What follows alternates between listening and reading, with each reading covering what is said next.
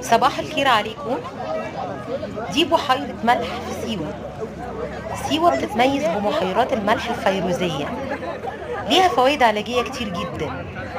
أولا بتزيل التوتر، كمية طاقة إيجابية رهيبة، بتعالج جميع الأمراض الجلدية، نسبة الملوحة عالية جدا تصل ل 98%، وعشان كده الطفو فيها سهل جدا والسباحة سهلة، لكن الغوص فيها طبعا مستحيل.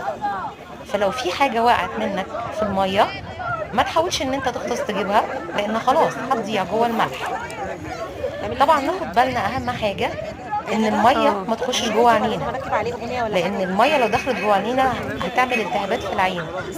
لو حصل الموضوع ده لازم نغسل عينينا فورا عملت كده. بالمية. سيوة فيها كمية بحيرات ملح كتيرة جدا، تاخد آلاف من الأفدنة. هي موجودة جوه تجمعات مية بين الصخور الملح. وطبعا لما نيجي نزور بحيرات الملح ما ننساش أبدا إن احنا ندخل كمان كهف الملح. سيوة فيها بحيرات ملح وفيها كمان بحيرات كبريتية. هتلاقي برضو فيديوهات ليها في القناة عن البحيرات الكبريتية. سيوة فيها مناظر جميلة جدا، تقدر تعمل في سيوة أنشطة كتير جدا، سهر بالليل وسفاري. ونزلت برضو على القناة حاجات عن السفاري والسهر بالليل.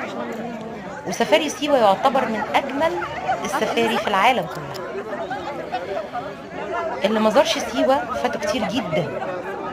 لازم لما نروح سيوة ننزل بحيرات الملح، بس المدة ما تزيدش عن 20 دقيقة، طولش أكتر من كده. ننزل بحيرات الكبريتية، وخاصة في شهر 10 و11 بتبقى الجو فيها جميل جدا. وطبعا أهم حاجة واحنا في سيوة لازم نعمل السفاري. لو عجبك الفيديو يا ريت تعمل لي لايك وسبسكرايب وتشترك في القناة وتفعل زر الجرس عشان يصل ليك كل جديد.